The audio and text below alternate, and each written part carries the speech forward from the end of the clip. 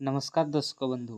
ବାଂଲାଦେଶ ଏବଂ ବାଂଲାଦେଶୀ ଏହି ଦୁଇଟି ନାଁ ଏବେ ସାମାଜିକ ଗଣମାଧ୍ୟମ ଏବଂ ଜନସାଧାରଣଙ୍କ ମଧ୍ୟରେ ବେଶ ଚର୍ଚ୍ଚାର ବିଷୟ ପାଲଟିଛି। ତେବେ ଏ ବିଷୟରେ ଚର୍ଚ୍ଚା ଆରମ୍ଭ କରିବା ପୂର୍ବରୁ ଆସନ୍ତୁ ଆମେ ବାଂଲାଦେଶ ବିଷୟରେ କିଛି ତଥ୍ୟ ଜାଣିନେବା। ବାଂଲାଦେଶ ହେଉଛି ଦକ୍ଷିଣ ଏସିଆର ଏକ ରାଷ୍ଟ୍ର, ଯାହା 1947 ଭାରତ ବିଭାଜନ ସମୟରେ ଏହା ପୂର୍ବ ପାକିସ୍ତାନ ଭାବରେ ଜଣାଯାଉଥିଲା। ତେବେ ଏହା 1971 ମସିହାରେ ପାକିସ୍ତାନ ପାଖରୁ ସ୍ୱାଧୀନତା ଲାଭ ପରେ ବାଂଲାଦେଶ ଭାବରେ ଜଣାଶୁଣା। ଏଠି ବିଭିନ୍ନ ଧର୍ମର ଲୋକମାନେ ବସବାସ କରନ୍ତି, କିନ୍ତୁ ଇସଲାମ, ହିନ୍ଦୁ, ବୌଦ୍ଧ, ଇସାଇ ଏମାନେ ହେଲେ ମୁଖ୍ୟ। ପାଖାପାଖି 99% ଜନସଂଖ୍ୟା ହେଉଛି ଇସଲାମ ଧର୍ମର ଏବଂ ମାତ୍ର 1% ହେଉଛି ଅନ୍ୟାନ୍ୟ ଧର୍ମର, ଯାହାଫଳରେ ବର୍ତ୍ତମାନ ହିନ୍ଦୁମାନଙ୍କ ଉପରେ ଅନେକ ହିଂସା ଓ ଅତ୍ୟାଚାର ଦେଖିବାକୁ ମିଳୁଛି। ହିନ୍ଦୁ ମନ୍ଦିର, ଧର୍ମାନୁଷ୍ଠାନ ଏବଂ ହିନ୍ଦୁ ଲୋକମାନଙ୍କୁ ସେମାନଙ୍କର ନାଁ ପଚାରି ପଚାରି ହତ୍ୟା ମଧ୍ୟ କରାଯାଉଛି। ତେବେ ଏହି ଘଟଣା ଆଜି ବାଂଲାଦେଶ ଠାରେ ଘଟୁଛି, କାଲି ଭାରତରେ ଏହି ଘଟଣା ଘଟିପାରେ, ଏଥିରେ କିଛି ସନ୍ଦେହ ନାହିଁ।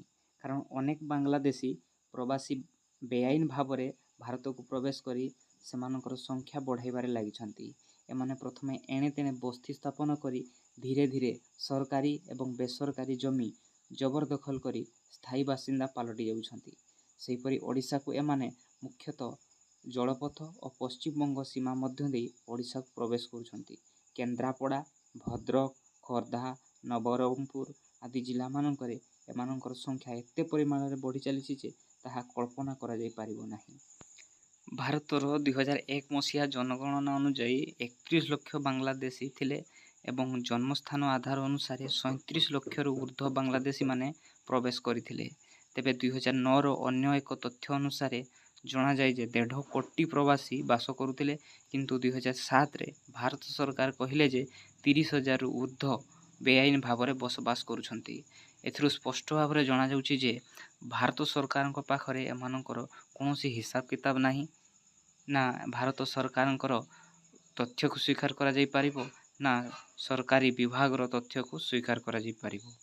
ତେବେ ଏମାନଙ୍କର ସଂଖ୍ୟା ବଢ଼ିବା ଦ୍ୱାରା ସହର ଏବଂ ଗ୍ରାମାଞ୍ଚଳମାନଙ୍କରେ ଅପରାଧିକ ଘଟଣା ବଢ଼ିବାକୁ ଲାଗିଛି। କେଉଁଠି ଶୁଣିବାକୁ ମିଳୁଛି ମୁର୍ଶିଦାବାଦର ମିସ୍ତ୍ରୀମାନେ ଚୋରି କରୁଛନ୍ତି ତ କେଉଁଠି ଡକାୟତ କରୁଛନ୍ତି।